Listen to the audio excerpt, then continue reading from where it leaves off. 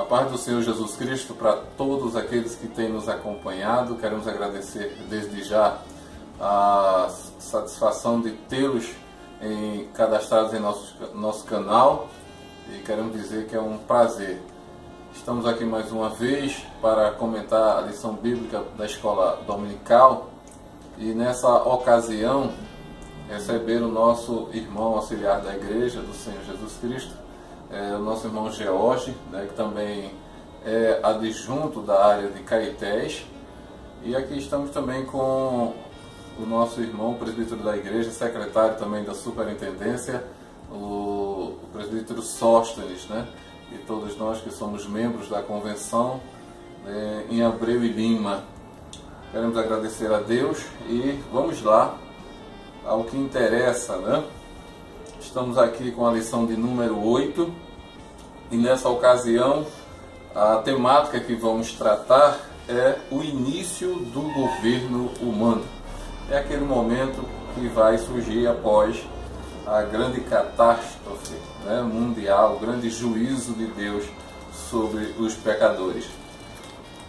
O nosso texto áureo diz assim que toda alma esteja sujeita às autoridades superiores, porque não há autoridade que não venha de Deus, e as autoridades que há foram ordenadas por Deus. Está em Romanos capítulo 13, versículo 1. A nossa verdade prática diz que Deus instituiu autoridades e leis a fim de preservar a sociedade humana de uma depravação total e irresistível. O texto base do comentário de hoje está no livro de Gênesis, capítulo 9, do versículo 1 ao 13. E a nossa lição está aqui já topificada, traz um novo começo, traz também o arco de Deus, o sinal da aliança, e também traz o princípio do governo humano. Bom, dando início ao comentário, subsídio desta lição, nós temos já o momento que Deus traz a juízo toda a raça humana, ou seja, todo pecador foi agora dizimado de verdade. Deus, de alguma forma, permite ou dá ao homem a oportunidade de um novo começo. Ou seja, vamos refazer, já que a oportunidade dada anteriormente, lamentavelmente, sofreu um nível de depravação tal que a única forma de reconduzir as coisas seria trazendo essa penalidade ao homem, ao ser vivente. Mas isso não foi de imediato. Tem todo aquele momento que estudamos na lição passada, onde Deus chama Noé, encontra Noé como um homem justo.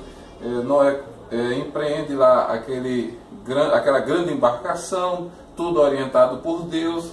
Diz também que ele foi um grande pregoeiro do Evangelho, por muitos anos anunciou e ninguém acreditou. Ou seja, não foi um juízo que veio sem que ninguém esperasse, foi algo anunciado.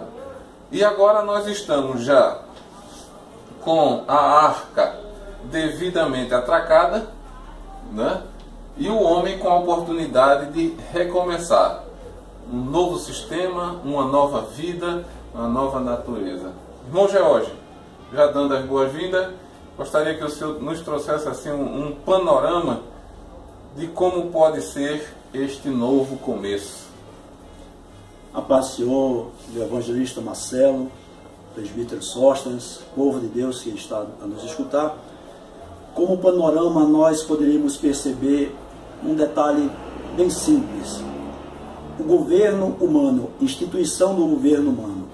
Após a degeneração da raça humana, o nível de pecado extremo fez com que Deus tomasse uma atitude de dizimar aquela raça e reconstruí-la, refazê-la a partir de um justo. Como foi dito, Noé foi pregoeiro da justiça. Então era necessário um recomeço.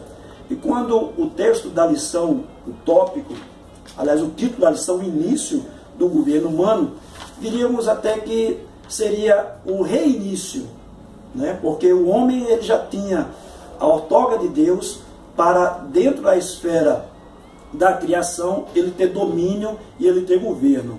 Mas dessa nova era, nessa nova geração, as coisas estariam no outro apêndice. Ele viria de uma outra forma. Era necessário agora que a justiça de Noé fosse repassada para os seus descendentes. E a partir dessa justiça, a gente vai ver um novo panorama, vai ver um novo significado para a raça humana, para aquele projeto de Deus, quando ele já diz no texto áureo acerca de toda alma esteja sujeita, a gente vai ver aí o princípio de cidadania. Era necessário agora que o homem, que as leis fossem imprimidas através de Noé, e que a geração que viesse, ela deveria ser observante desse juízo. O dilúvio, ele trouxe à consciência humana a penalidade de desobediência, a penalidade de um novo juízo. E quem sabe, naqueles dias, pós-Noé, após as gerações que se seguiram, quem não ficou preocupado com o novo dilúvio?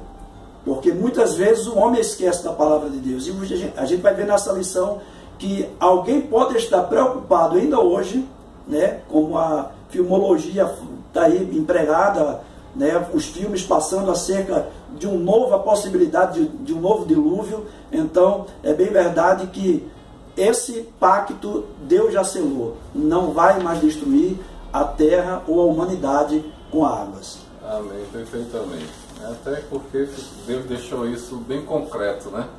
De que um possível novo juízo ele não adviria através de um dilúvio, né? Temos hoje esse sinal que é conhecido mundialmente e é bem claro, principalmente do cristão, né? Que é o arco.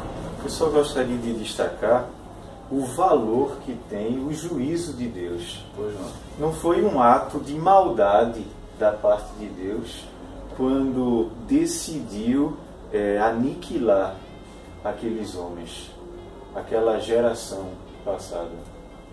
Na verdade, foi um grande ato de misericórdia, porque aquela geração ela já estava perdida pela grande e intensa prática do pecado. E os homens já não davam ouvidos à voz de Deus, já não davam atenção ao interesse de Deus para com a sua criação, para a própria natureza e também os outros homens, e se corromperam de uma tal forma que a única maneira de fazer com que ainda a natureza fosse preservada da atitude danosa desse homem, e a única maneira de fazer com que ainda o homem, a própria humanidade, se visse livre de uma extensão maior e de uma destruição maior advinda diretamente do pecado, foi a atuação de Deus aniquilando o pecado. Não sei se os irmãos entendem, era antes que o pecado arruinasse totalmente o homem, Deus agiu arruinando o pecado. Agora, infelizmente, durante 120 anos, pelo menos, é o que a Bíblia menciona, né? E vimos isso até na lição anterior, pelo menos durante 120 anos eles foram alertados, mas mostraram que eram resistentes à voz de Deus, resistentes. E vem o juízo como ato de misericórdia. O juízo é um ato de misericórdia de Deus, e a salvação de uma família é o ato de misericórdia de Deus, assim como a possibilidade de que essa nova família dê continuidade à vida e a proliferação assim da humanidade. Nós não estamos hoje, ou nesses dias, lidando com a maldade de Deus, porque Deus não é mau. Ele é bom e é a própria sabedoria. E o amor, a bondade e a sabedoria de Deus são o que preservam a vida do homem, né?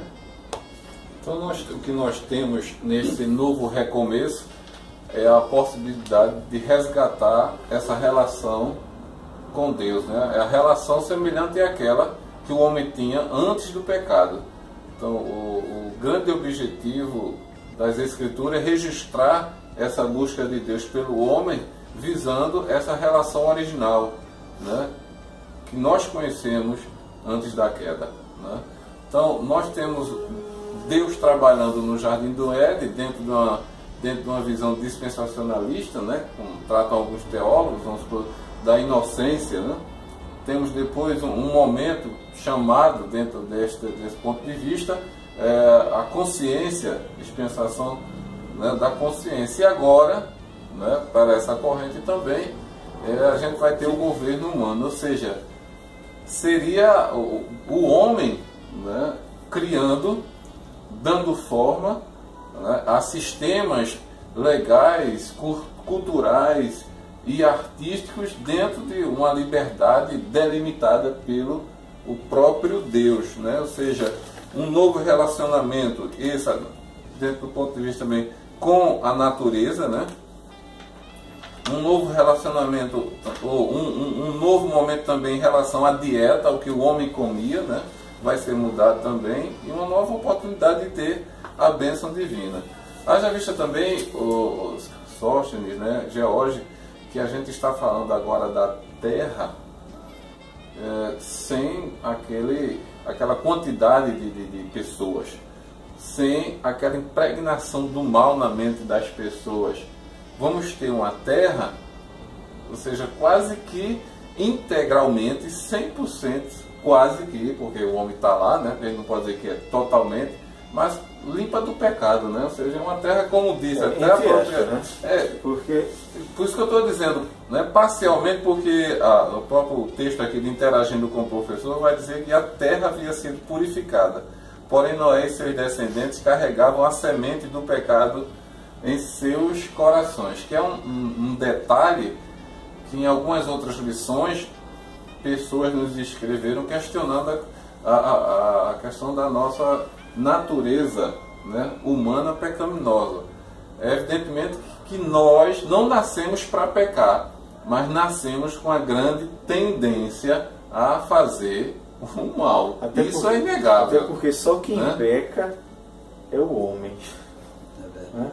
Só quem tem a propensão para o mal, ao menos na face da terra, é o homem. Nenhum outro ser tem essa propensão. Não pode pensar, né? Então, o que é que nós temos agora?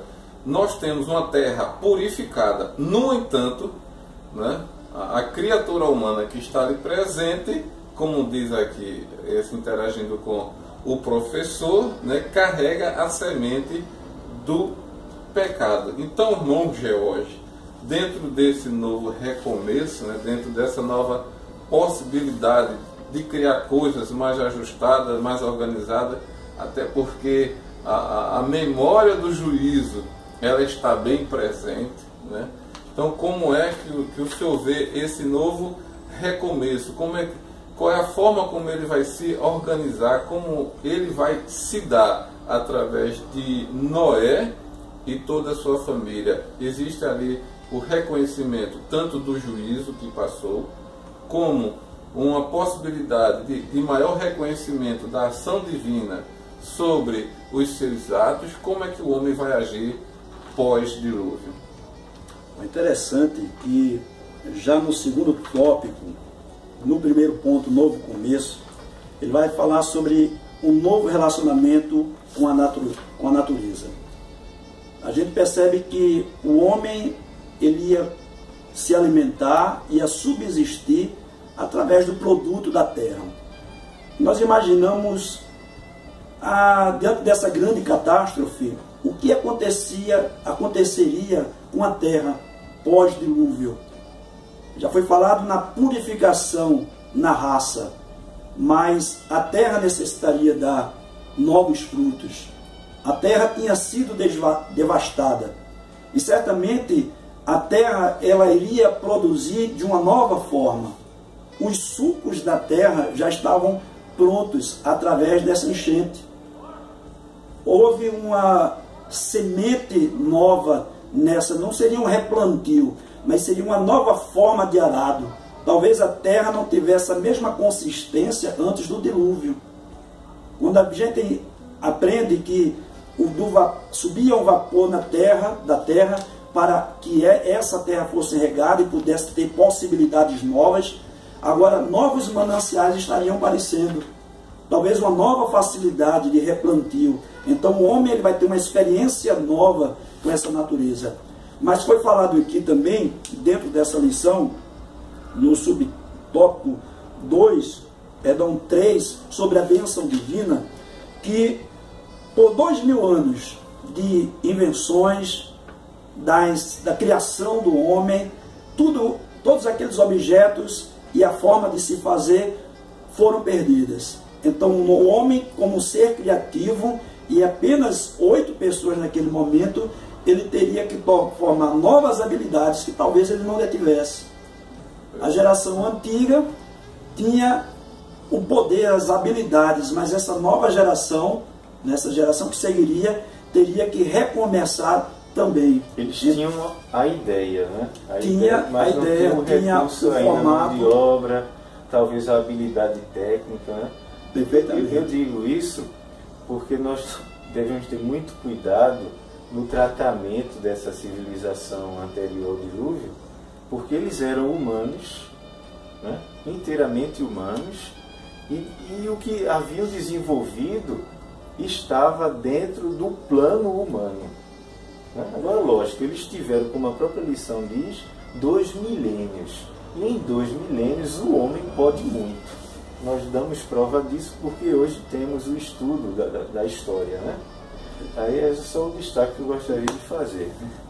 E é bem interessante também, amados irmãos, que nessa nova empreitada, né, ele diz aqui o texto que Noé e a sua família precisavam da bênção divina. E é muito interessante, eu estava fazendo analogia com esse versículo 7 no texto, que diz: vós frutificai, multiplicai-vos, povoai abundantemente a terra e multiplicai-vos nela. Aqui a essência é de fecundidade na geração de novos seres. Mas eu tento perceber aqui uma fecundidade intelectual para criar. Eu tento perceber, pelo menos eu busco perceber, nesse povoar abundantemente a terra, não apenas com essas gerações de homens e mulheres que se seguiriam, mas também no ato criativo. Eu acredito que Deus ele capacitou sobremaneira Noé e os seus filhos para que eles produzissem. Aí vem, eu acredito, que a tecnologia, através da razão humana, não somente aquela tecnologia de poucos dias, porque não era fácil fazer uma arca nas dimensões que Noé fez. Noé tinha uma habilidade para aquilo, mas novas habilidades deveriam ser preservadas, e novos conhecimentos, aí onde vem a bênção divina, que viria agora a facilitar o gerenciamento desse novo governo. Certamente eles não tinham os recursos que a humanidade detém hoje, é evidente, para conservar, né, toda a cultura produzida.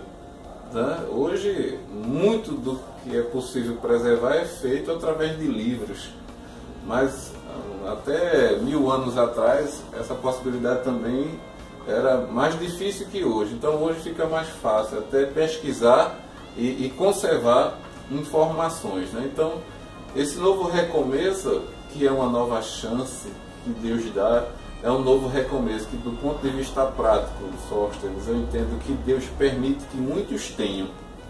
E aí o que as pessoas vão fazer, né? Como eles vão contar essa nova história, vão levar em consideração o que foi feito e o que aconteceu, né? Porque Deus agora, né, para que o homem fique ciente, fique plenamente consciente do que aconteceu e por que ele está ali agora, né? Veio o dilúvio, Deus faz uma aliança com Noé, deixa um sinal visível, compreensível de todos.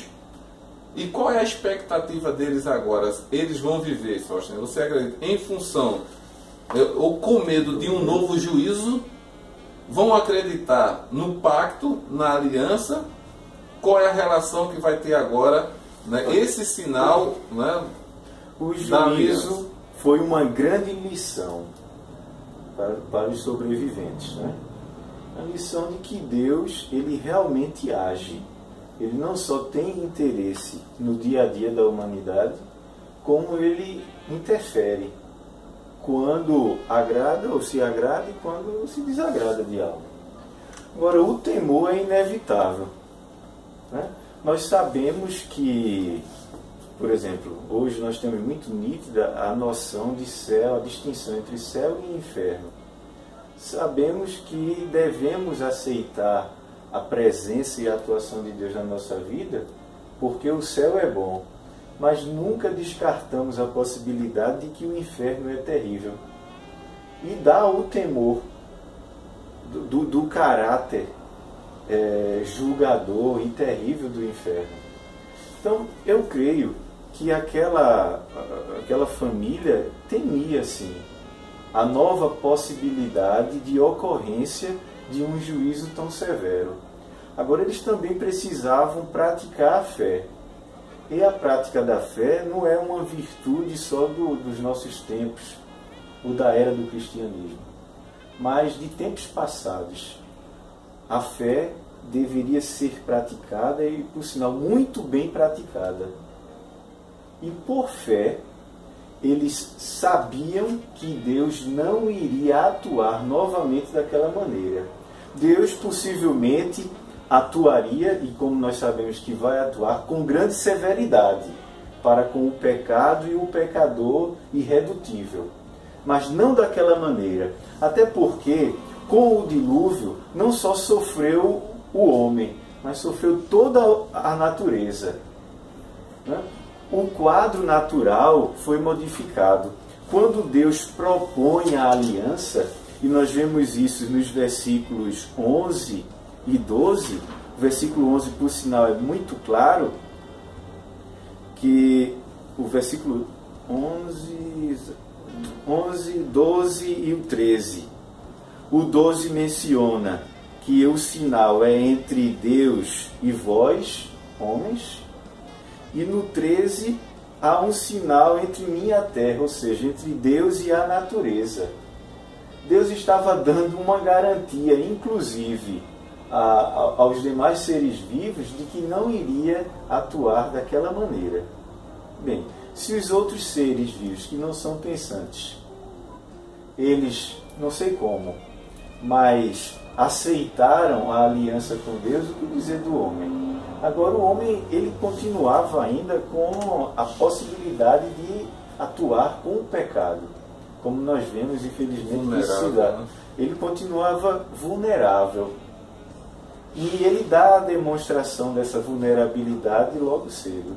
Então, sim, é por isso que Deus menciona logo de cedo: olha, minha alma não vai contender para sempre com esse homem que é dessa forma, que é falho e que é sempre propenso ao erro.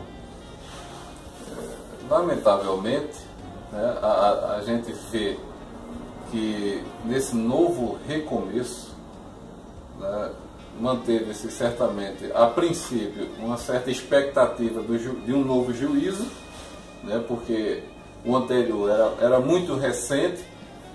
O Senhor incumbe aquela família de uma responsabilidade que havia dado, a princípio, ao primeiro casal, né, porque a gente percebe que o cuidado de Deus, né, tanto quanto o homem ele é expulso do jardim, como agora nesse novo recomeço, a despeito até, George, como você mencionou, de qualquer outra produção cultural, o grande cuidado de Deus é na preservação da espécie.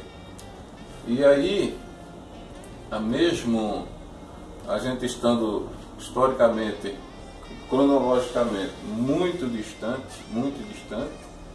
né, eu faço uma relação com aquele momento, com o momento que a gente tem hoje, né?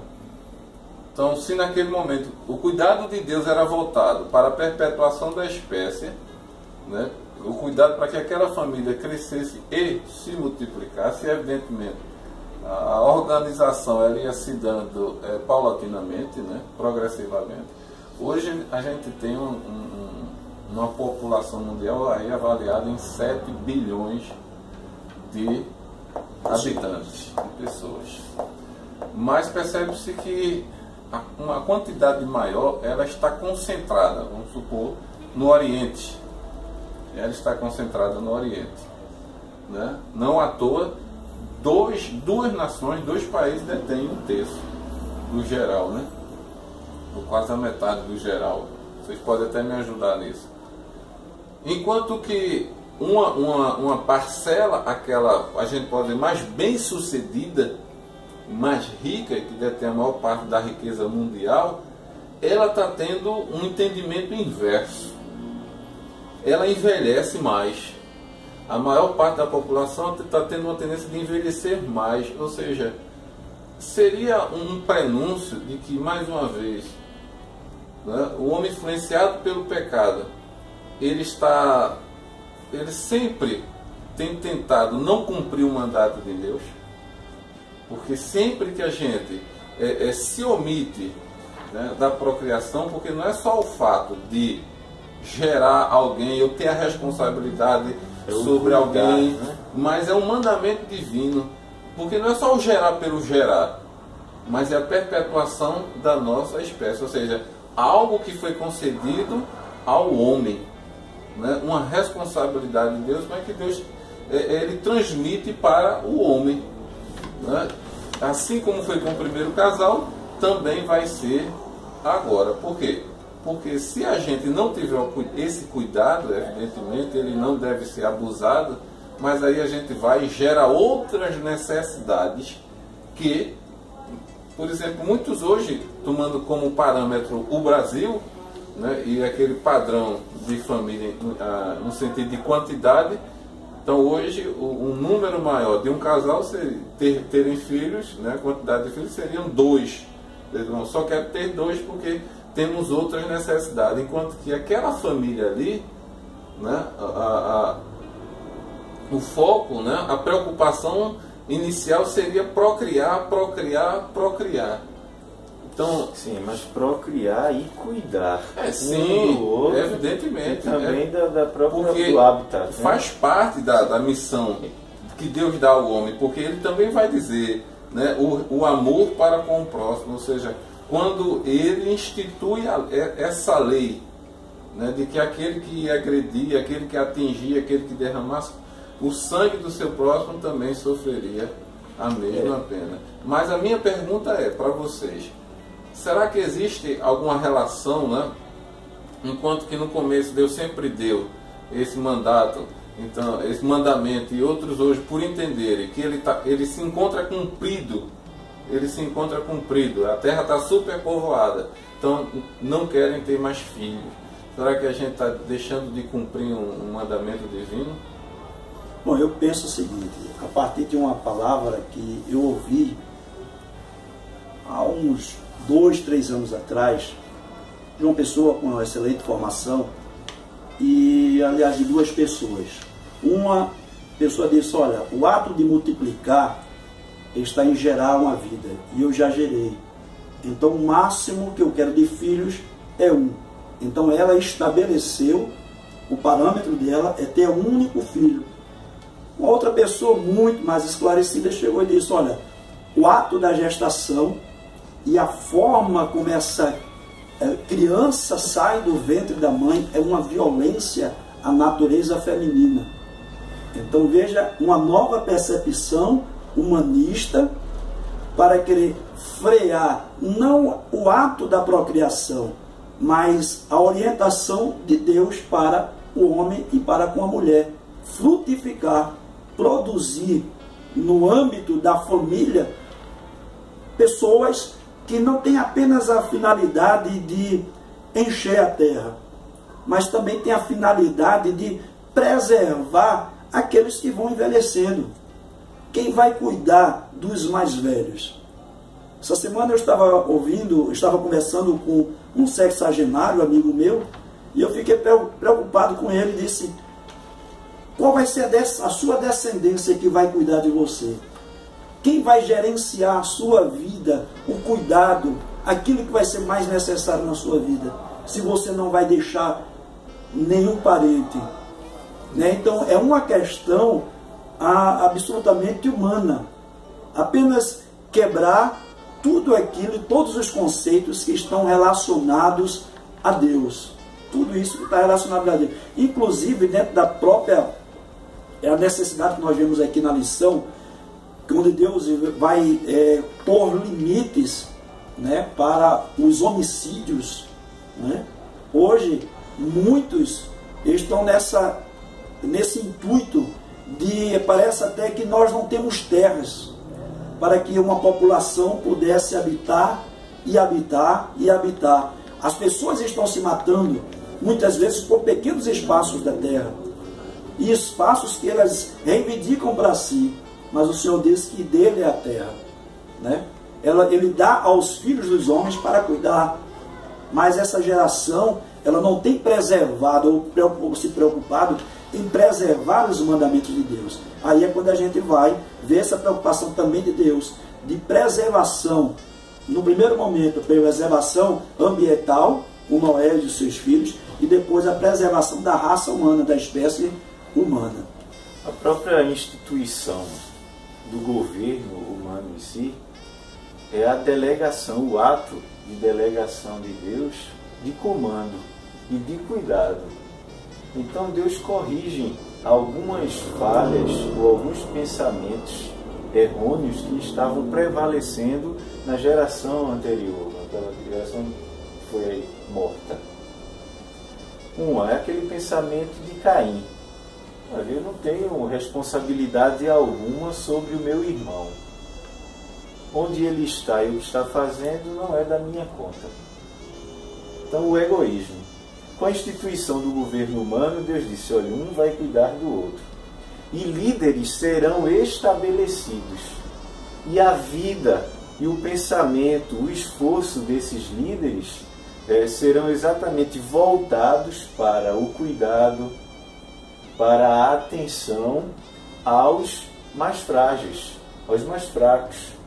E a imposição que deveria haver para a paz social. A paz social oriunda da aplicação da justiça. Hoje nós percebemos assim muitos crimes, a ocorrência de muitos crimes, nós percebemos a ocorrência do ódio ou do desamor, porque a justiça não é aplicada.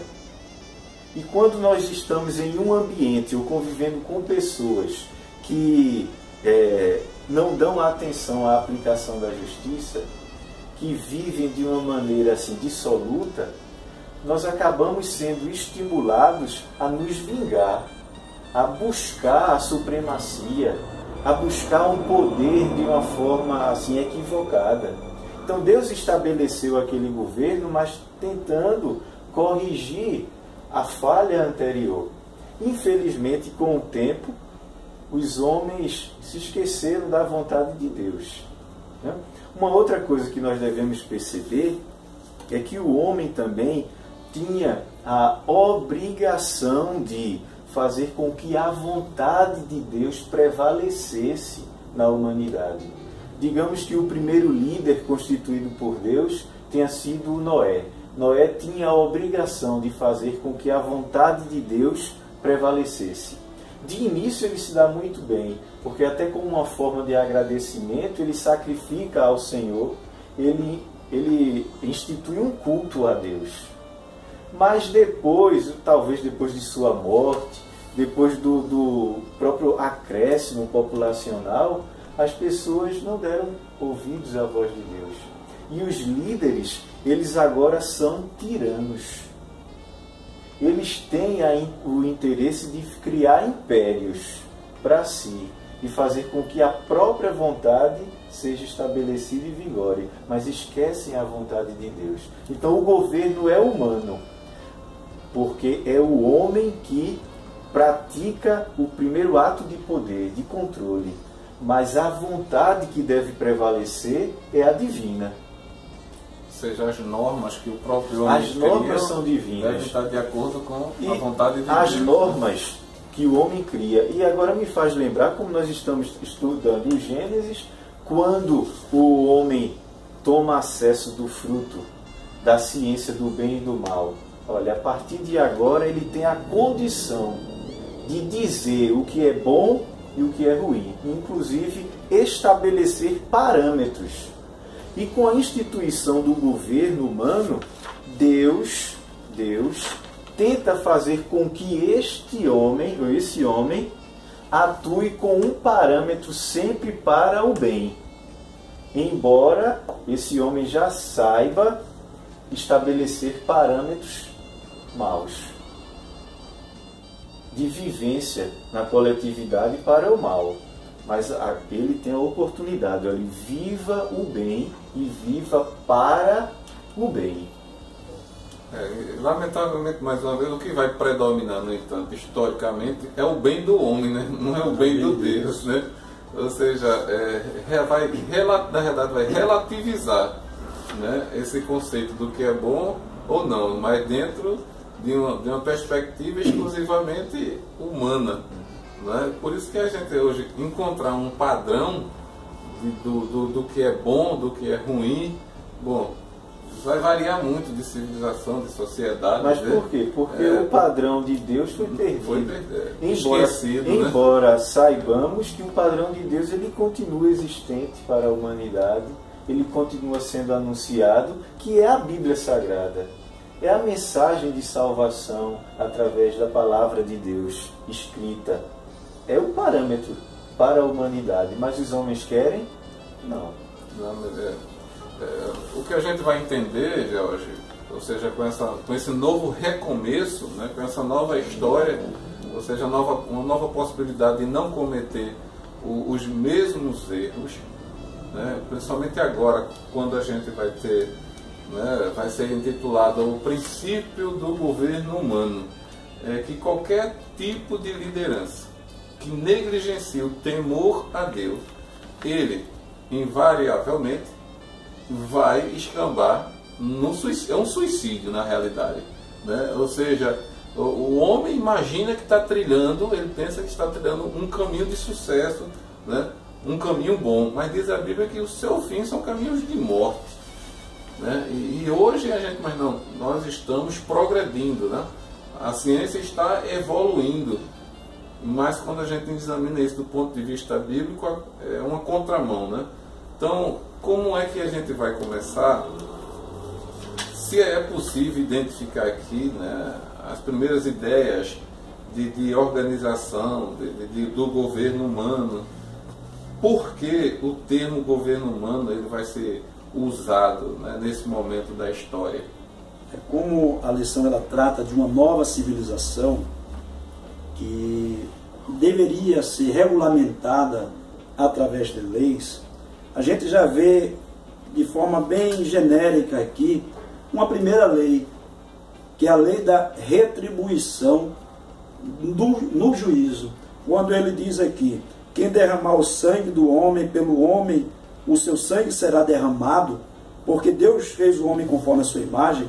Ele não está dizendo aqui que Deus ele vai reivindicar essa justiça, essa morte dessa vida, levantando homens para que pudessem matar-se uns aos outros, mas pela degeneração humana, por essa semente de pecado que estaria no homem, homens iam se rebelar por si só para reivindicar uma justiça.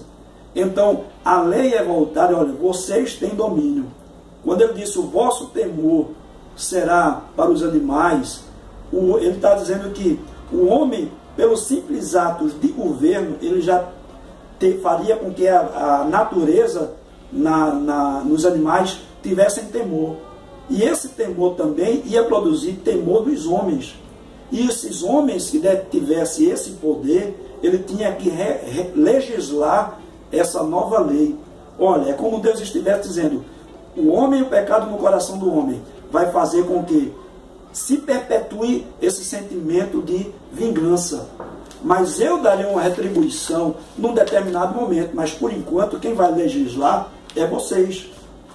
Talvez a partir desse versículo vai existir a lei de Talião, né, que depois vai ser codificada lá em Êxodo capítulo 20, também em Deuteronômio, quando Deus lá no capítulo 20, o 5º mandamento, Deus disse, não matarás. Então ele está dando um direcionamento ao homem, que ele não deve matar. De maneira fútil. De maneira fútil. De motivos fúteis e de maneira dolosa. Ele vinha premeditar isso. Então, quando Deus ele começa a colocar essa lei para o homem, ele diz, olha, você vai ser um organizador, você vai ser um gerente, que é uma palavra muito comum nesses últimos dias, né? Em diversos ramos da sociedade você vai ver gerentes. Então, você vai ter a condição de gerenciar a própria raça. Vocês vão agora buscar em si mesmo a necessidade de se reorganizarem. O Salomão, no Eclesiastes, capítulo 7, versículo 20, ele diz, veja uma coisa eu percebi, que tão somente isso, Deus fez um homem bom, reto, mas eles buscaram muitas invenções. Então, a partir daí, é que o homem vai fazer o seu programa e seu gerenciamento de governo próprio. Né? E como é que o homem tem gerenciado?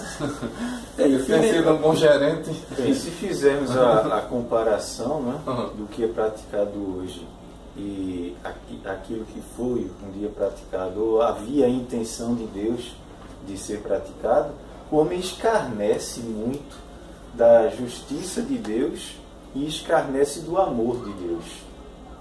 A própria lição menciona que Caim comete um crime, isso é no subsídio teológico, didático.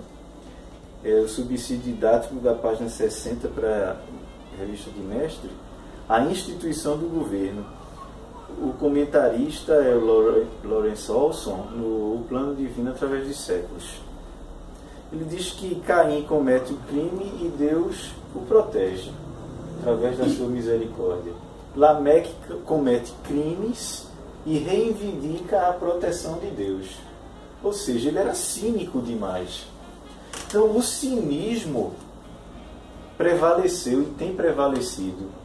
E o homem tem escarnecido, inclusive, dos símbolos estabelecidos por Deus para demonstrar o seu amor. Por exemplo, nós temos na lição a menção do arco-íris, que não existia, não era conhecido, mas é como que ele tenha sido inventado após o dilúvio, e Deus apresenta essa nova invenção como sendo a sua fala de amor e de misericórdia. E a demonstração de que ele não faria um juízo daquela maneira. Era uma garantia de Deus. Era um documento assinado por Deus e entregue ao homem. Mas o homem escarnece e toma hoje o símbolo do amor de Deus para adequar às suas próprias vontades. Associa ações a movimentos totalmente suas ações, a busca de alguns direitos que inclusive são desagradáveis a Deus. A própria incorporação do termo íris, né? Que a princípio não chamava assim, né? Mas ficou mais conhecido como arco-íris, que foi um empréstimo tomado por uma deusa, né?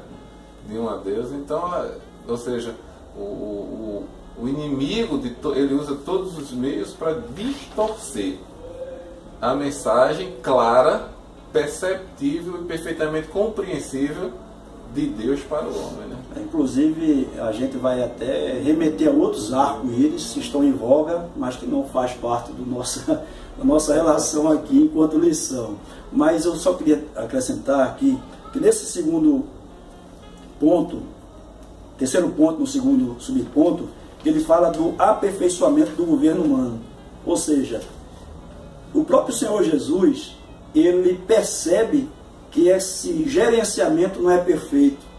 E há uma necessidade, porque a lei foi estabelecida para frear o pecado do homem. Mas o pecado não estava apenas na restrição da lei. O homem estaria sempre exposto. Então o Senhor Jesus, no capítulo 5 de Mateus, lá no Sermão da Montanha, nas Beatitudes, ele fala algo interessante. A partir do versículo 38, ele disse: ouviste que foi dito, olho por olho e dente por dente. Eu, porém, vos digo que não resistais ao mal, mas se qualquer te bater na face direita, oferece-lhe também a outra. Então ele vai dizendo, ouviste que foi dito, amarás o teu próximo, aborrecerás o teu inimigo, eu, porém, vos digo. Ou seja, Jesus agora ele vem dar uma nova ênfase na relação do homem. A forma como esse homem deveria estar gerenciando esse novo começo.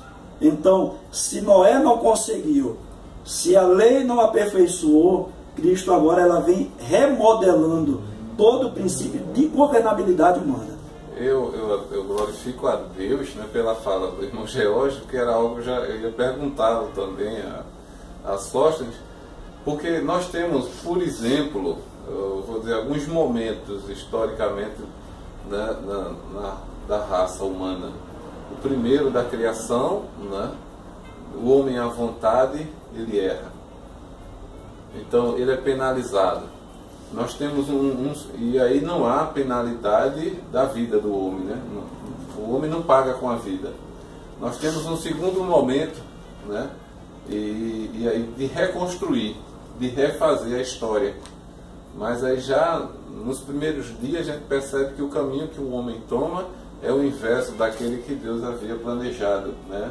Então, com Caim, né? Então Caim comete aquele erro e aí a gente vai sucumbir lá no dilúvio, onde Deus olha para a terra e apenas uma família, através de um homem, é tida como justa. E aí Deus manda o seu juízo. E aí a gente tem uma nova história, só que nesse momento Deus derrama seu juízo e cobra a vida dos transgressores. Né? Alguns podem achar até radical ou pode ir de encontro com o caráter misericordioso de Deus. Mas o caráter misericordioso de Deus não ofusca também a sua justiça, porque a Bíblia diz que quem ama corrige. Né? Então aí a gente tem um novo recomeço pós-dilúvio, né? Geórgio e Sóstenes, onde Deus vai separar uma raiz, né, do tronco, e vai dizer, a partir dessa raiz ele vai trazer o descendente, e pela sua única e exclusiva graça ele vai sustentar essa raiz, que num determinado momento da história do povo judeu, vai novamente correr o risco e Deus vai penalizar o povo que ele tinha escolhido. Ou seja, vem o cativeiro. Não há morte, mas vem o cativeiro. Ou seja, o povo se dissipa. Deus transfere a responsabilidade. O povo não tem condição, né? Mesmo partindo, podemos dizer, de 1.0, não sei se a gente pode dizer assim, do dilúvio até o cativeiro, tem uma penalização novamente, né? Deus restaura aquele povo, resgata aquela nação, ou seja, para que novamente tenha um novo recomeço, e tudo indica que o homem nascido da carne não existe a mínima possibilidade dele vislumbrar um futuro próspero seguindo e trilhando os seus próprios princípios e noções, né? Ou seja, até que ele manda Jesus Cristo. E aí o novo recomeço para a história do homem, né? Esse homem que já havia trilhado um determinado caminho, ele agora, recebendo a Jesus como Salvador, né, ele tem um novo recomeço de vida. Ou seja, Deus vai, de todas as formas, né, buscando o meio de resgatar, de restaurar o homem à comunhão original. Ou seja, o gerenciamento humano não dá certo se não tiver a intervenção divina. Vocês entendem assim? Olha, eu creio que Deus ele institui as autoridades. Oficialmente, neste período, Deus constitui autoridades para governar dentre os homens. Governar os homens e dentre os homens. O princípio da autoridade, né? O princípio da autoridade ele já existia, né? Mas Deus delega. E Deus seleciona. E faz com que o homem compreenda a necessidade de existência.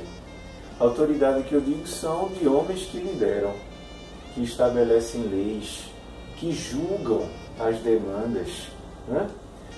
A sociedade, ela cresce, desenvolve, a humanidade cresce, e o governo Deus delega aos homens.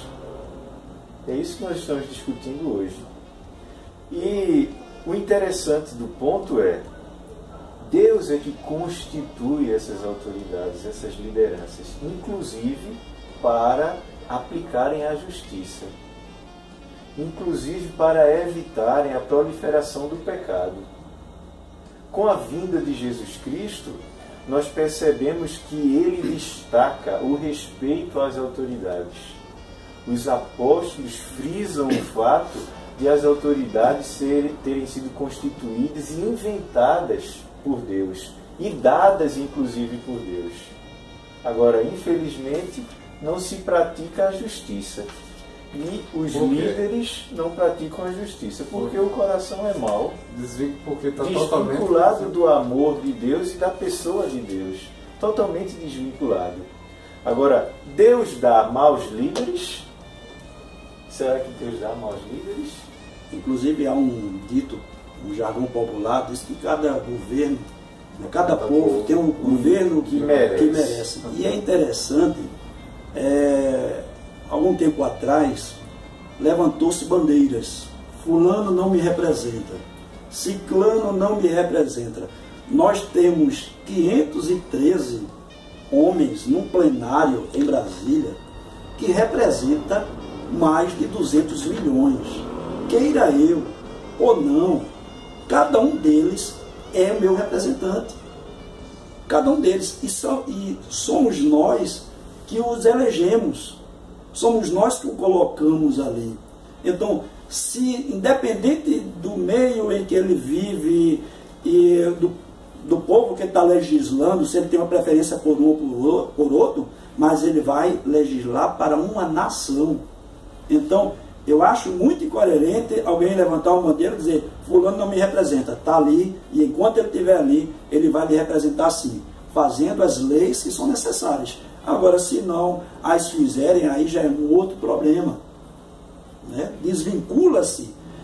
Quando Jesus, Sóstenes estava falando aqui, que Jesus deu ênfase à questão de respeito aos líderes, alguém tentou Jesus no capítulo 22 de Mateus, trazendo-lhe uma moeda e perguntando se era lícito pagar, aliás, Jesus é que pede essa moeda, né? Se era lícito pagar tributos. E Jesus vai e pede, me dê uma moeda, apresente uma moeda. De quem é a efígie que aí está? De César. Então, dê a César o que é de César e a Deus o que é de Deus. E dentro dessa governabilidade humana, a gente frisa o seguinte, que independente de todas as alianças que Deus fez com o homem, e a semente ela permanecerá lá, a gente vai ver isso em Apocalipse capítulo 20. De Apocalipse, versículos 7 e 8, que após Satanás ser solto da prisão, ele vai arregimentar milhares e milhares de pessoas para combater contra Deus. É a falta de sujeição, né? A falta de sujeição. E o próprio estabelecimento da autoridade força o homem a se sujeitar. Cria nele aquele senso de respeito. E não só o respeito a um outro homem, mas ao próprio Deus. Porque aquela autoridade ali representa, ou deveria representar, numa sociedade que vive a justiça, né? Deveria representar a própria vontade de Deus. Aí eu volto à pergunta, e o mau líder? Bem, o mau líder ele foi tirado daquele meio, daquela sociedade. Hoje reclamamos muito de corrupção de alguns líderes, não são todos, temos que frisar isso, né? Alguns, mas alguns são corruptos. Sim, de onde eles vieram? De Marte? De onde eles vieram? Quem são? São do povo. Eles representam, se não representam todos, ou se não representam a maioria, mas representam alguém. Entendeu? E a sociedade está corrompida. A sociedade é corrompida. A sociedade não se sujeita a autoridade alguma. E eu me lembro do texto aos Romanos, capítulo 13, que o apóstolo Paulo, ele menciona exatamente o valor que tem a autoridade, e todas as autoridades, inclusive atuando como ministros de Deus. No versículo de número 5, ele diz que é necessário que estejais sujeitos, não somente por causa do temor da punição. Nós já comentamos, inclusive, isso aqui. O medo do juízo faz com que eu não erre, mas também a minha fé faz com que eu acredite que Deus vai ter misericórdia, e eu vou vivendo bem assim, com Deus e com os meus semelhantes. Mas também por dever de consciência. Então, o salvo em Cristo Jesus tem uma consciência limpa e livre, porque isso advém do sacrifício de Jesus e da fé em Jesus. Mas quem não vive dessa maneira, quem vive de maneira ímpia, tem a consciência limpa, tem a consciência livre, então o próprio conflito de autoridade, a rejeição à autoridade, a rebeldia, inclusive, já é uma demonstração de grande pecado. Né? Inclusive, nessa relação de autoridade e respeito às autoridades, o próprio versículo 3 de Romanos 13 diz: os magistrados não são terror para as boas obras, mas sim para as más. E diz mais: queres tu, pois, não temer a autoridade, ou seja, não temer de uma represália injusta? Ele vai dizer: faz o bem e terás louvor dela. A própria autoridade louva aquele que faz o bem. Meus irmãos, a gente já está encaminhando para o final, e antes que passemos a palavra para as últimas considerações, mais uma vez eu quero aqui reafirmar um posicionamento que eu entendo seja bíblico, irmãos, que é o homem, quando ele se auto-reconhece capacitado, né, o suficiente para dirigir sua vida, esquecendo-se totalmente de Deus, tudo que ele faz é desastroso dentro do aspecto moral. Já percebemos, né, desde a criação de Eva e Adão, desde o seu primeiro erro, que a partir dali, o grande dano que o pecado causou na vida do homem. Ou seja, enquanto formos carne, enquanto formos sangue, não haverá possibilidade alguma de espontaneamente o homem desejar a Deus, senão através, né, ou seja, do homem voltar-se para Deus, senão através da intervenção misericordiosa dele, né, que tem se dado de várias formas. Embora o homem tenha a condição de escolher. Sim, né? ele tem a possibilidade, o livre-arbítrio. Essa fala aí está me deixando preocupado. Mas ele tem o livre-arbítrio. Mas o homem, sem a intervenção misericordiosa de Deus, que sempre aconteceu na história, ele não tem como reconciliar-se. Isso é a verdade.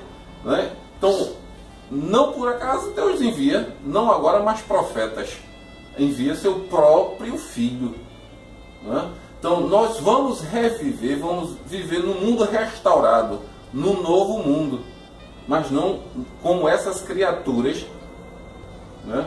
Nós vamos viver num estado de perfeição, né? Com corpos gloriosos, porque enquanto nós tivermos essa faculdade de escolher, Sóstenes George, parece que sem o auxílio divino fica muito difícil desejar a vontade de Deus. Fica muito difícil. Hoje, por exemplo, na situação em que nos encontramos, tido no mundo pós-moderno, cheio de tecnologia, cheio de progresso, né? Mas a gente também vê uma área da sociedade cada dia mais corrompida. Cada dia mais corrompida.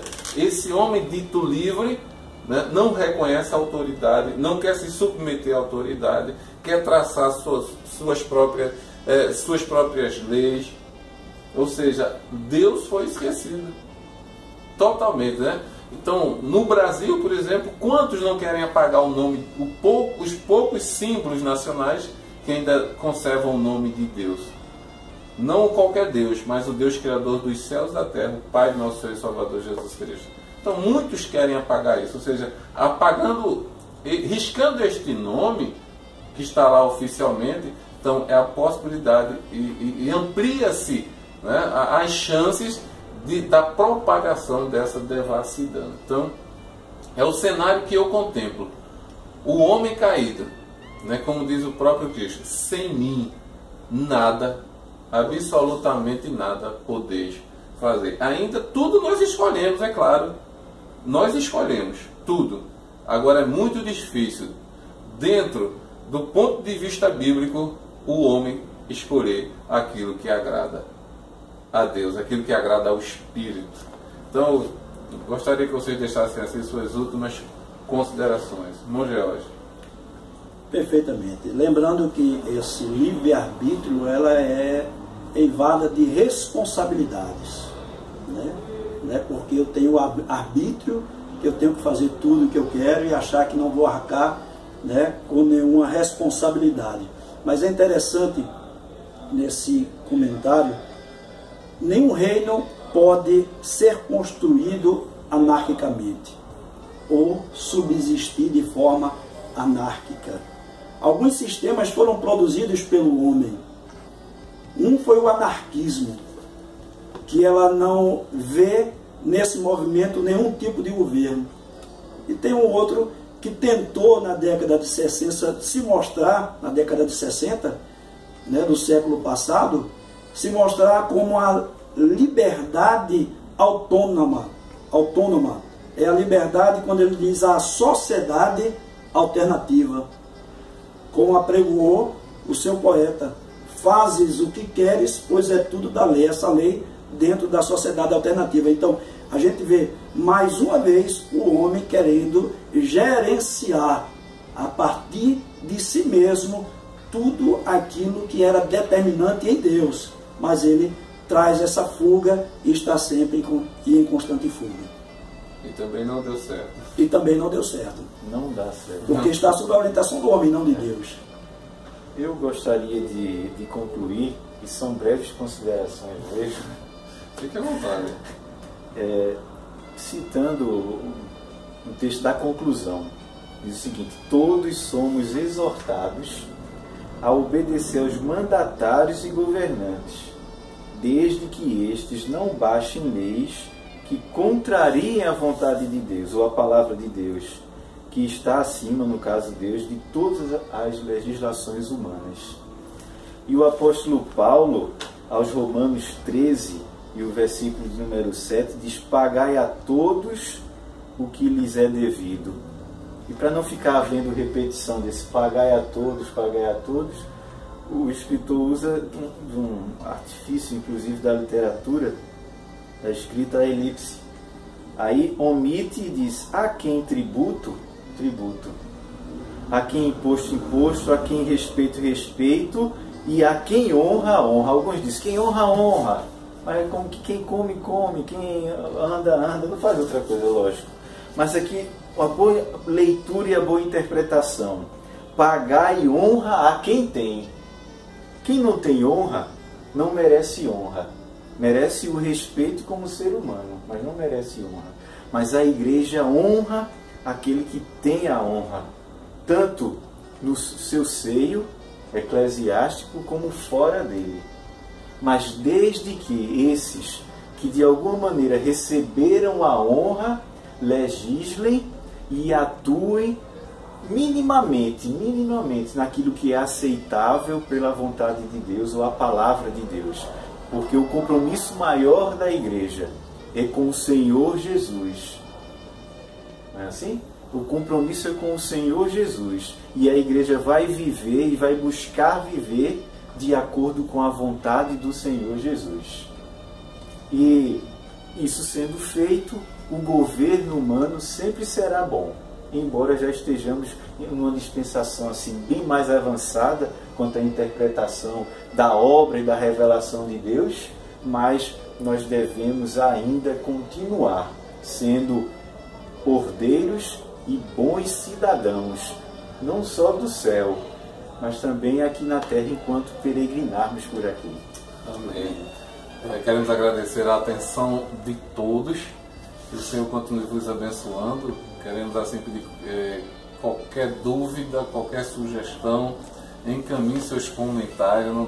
Não deixe de ir acessando o nosso canal EBD na TV, sempre deixar lá o seu comentário e a sua curtida também. Queremos chamar a atenção dos professores, dos dirigentes, secretários aqui da Convenção EB Lima para os nossos estudos bíblicos que acontecem sempre aos sábados, às 19 horas, no Templo Sede. É uma oportunidade que você tem de agregar mais conhecimento.